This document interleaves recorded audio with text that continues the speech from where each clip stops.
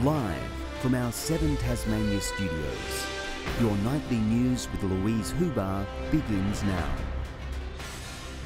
Good evening. The details of Tasmania's AFL agreement have been laid bare, with the state government releasing the deal after political pressure. The stadium, signed off as crucial for the team, isn't the only controversial clause. It's Tassie's ticket to footy's national stage and the cause of concern locally. Under heavy pressure, the government's released the AFL deal. We don't shy away from the fact that it is a lot of money, but we believe that it's money well spent. There's payment schedules and proposed board structures, and a confirmation Tasmania has to build a stadium, ending any speculation we could backtrack but still keep the team. And it's not because the AFL were trying to make things difficult, it's because both they and the government have come to an understanding about the economics around this team and the fact that the team's not going to be sustainable without the new stadium in Hobart. We're also on the hook for any cost overruns and maybe more. Potential penalties of $4.5 million if it's not 50% finished by October 2027, and again if it's not finished by the end of 2028. It shows that the AFL run the team, they effectively make the decisions about who's on the board, and they control what happens with Tasmania's team. The AFL is invested in the success of this team going forward, as the Tasmanian government and the Tasmanian people are, and I think that's a good thing. The stadium is in some doubt. It needs to pass both houses of Parliament, and the two new independents still aren't on board. Every project needs to stand or fall on its own merit. I'm hoping to see the Treasury assessments on this project. Some say there's still no guarantee of transparency. We get one vote in Parliament at the very beginning of the process, and there's no guarantee it will come back at a later stage. Judicial appeals aren't allowed, and previous projects like the pulp mill have failed thanks to political interference. It really invites us to expect that there'll be political pressure for the process to be done quickly. Look, I hope we don't see political interference. We're putting it through the project to state significance plan or approval process in good faith. Despite maintaining that Labor is against the stadium, Rebecca White today couldn't rule out her party's upper house members voting for it when it does reach that chamber. Well, I'm waiting to see what comes to the House. The government have said they're going to progress this as a pathway through the Parliament now. Let's see if they do that, because a week ago they weren't doing that. This week, Parliament returns, with an onslaught of questions about the stadium expected.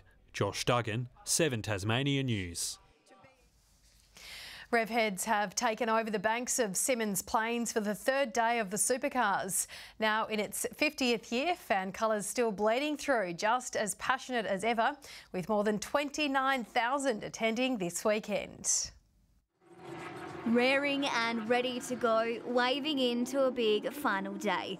Superfans of all ages jumping at the bit to catch a glimpse of all the action, singing their team's praises. They're just such a good racing team, and they really do they try to do their best every time they do it.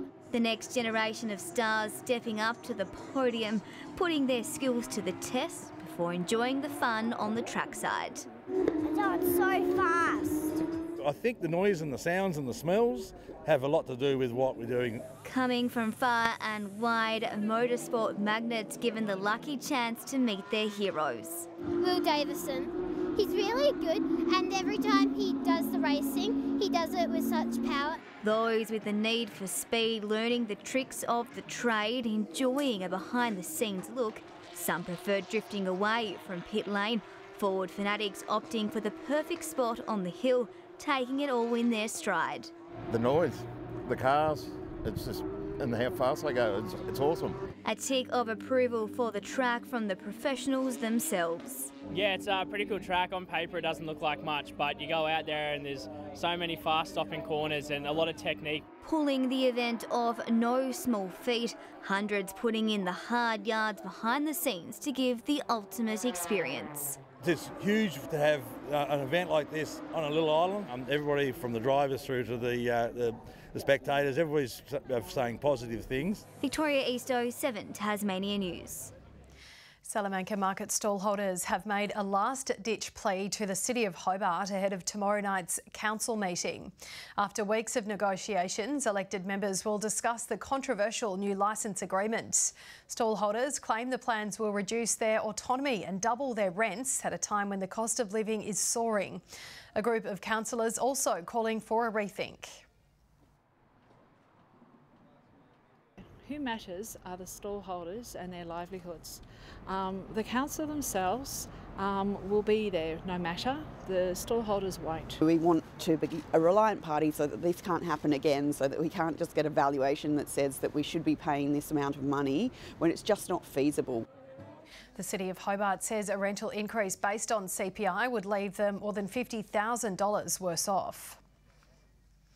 A specialist clinic helping children with hearing and speech problems is calling for funds from this week's state budget. The Shepherd Centre was given $3 million by the federal government to establish a full-time clinic in Hobart, but say another $350,000 would allow them to meet full demand. So at the moment, we're servicing 45 families, which we've grown over the last year exponentially, and what we really need is more staff because we've got children knocking on our doors every week. We've been with the Shepherd Centre for about 3 months now, and Sonny has gone from no words to almost continuing climbing up the ladder to match with his peers, which is awesome. Tasmania Labor is backing the calls. The state government spokesperson says they acknowledge the work of the Shepherd Centre. The budget is handed down this Thursday. Back home, and thousands of runners have braved the worst of Hobart weather for the iconic City to Casino Fun Run. Through sleet and 6-degree temperatures, they made the journey, marking the event's 50th year. On a grey-looking morning that felt even more miserable, brave souls lined up, ready to tackle the elements and 12 kilometres of punishing tarmac. From My State Bank Arena they set off. Hobart's Brooker Highway closed as runners ruled the road, striding through Sandy Bay before greeting the finishing banner. When I got up this morning I was like, oh no, I wish I had arm sleeves or a thermal. I'm like, this is going to suck. Beating the cold and his competitors was Launcestonian James Hansen, crossing the line in just over 36 minutes. Pretty special. It's a race I grew up knowing about, and it's big on the Tassie scene. To sort of take it out for the second year in a row is really special. Tasmanians topping timesheets in the men's and women's events. It's such a great community event. I've been running this race on and off since I've been in primary school, so it feels really special to win today. Melanie Daniels, a winner a day after her birthday. She's found a new strategy for carb loading. Cake and pizza. The iconic event is in its 50th year. Organisers estimate 150,000 people have made the trip from the city to the finish line at the casino. Organiser Hayden Nilsson has been a part of all 50. I ran the first 20, then I went on to the committee for 5 years with Noel Ruddock, and I've been running for the last 25 years. A self-proclaimed hoarder, he's got a collection of result sheets and merch. Today's hat from the very first event. Right from the day one, I haven't worn it, but I thought today I'll bring it out for the first time. Here's to another 50, but hopefully in better weather. Josh Duggan, 7 Tasmania News. A different kind of Sunday session has taken over a Launceston church, with the Australian Musical Theatre Festival putting on a standing ovation-worthy performance.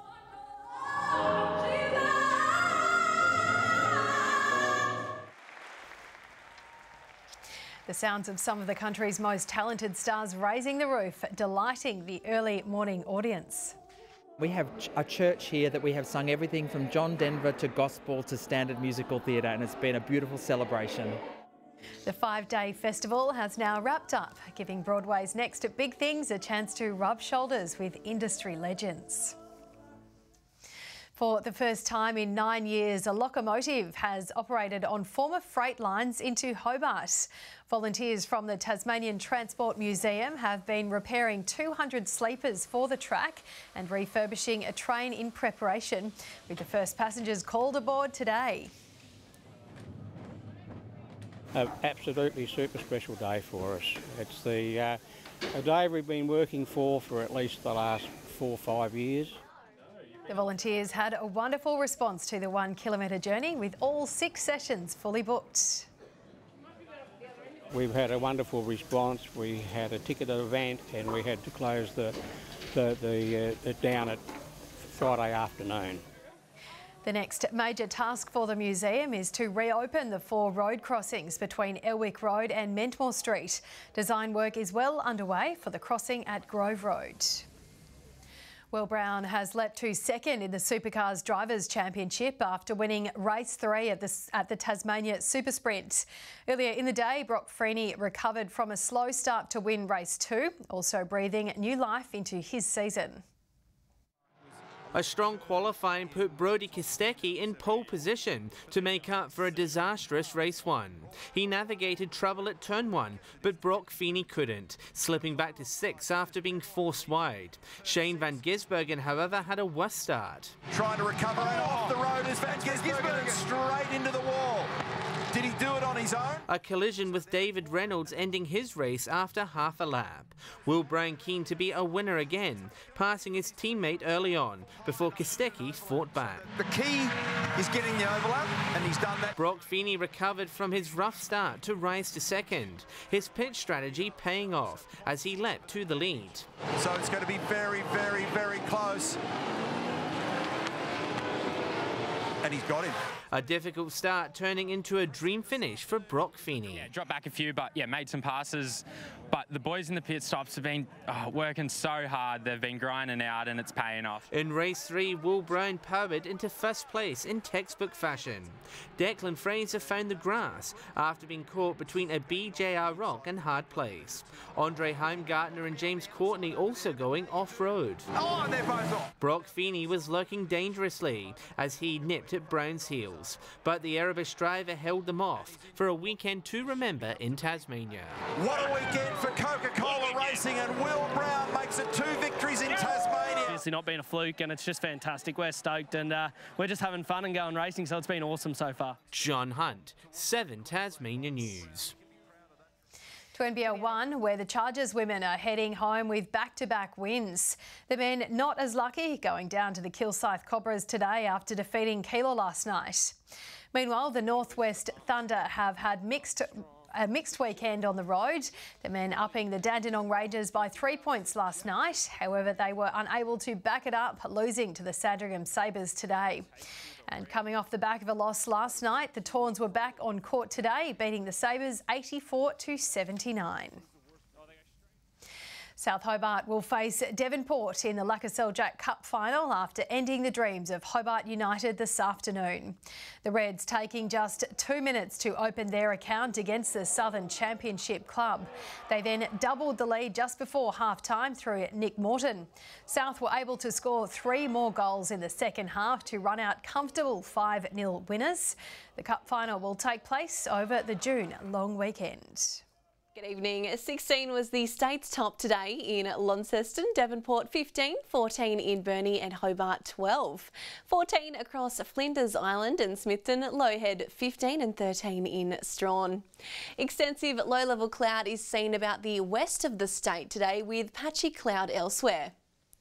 Further out shows low-level cloud over southern coastal parts of the mainland. Showers about the west and central areas of Tasmania tomorrow, looking mostly fine elsewhere.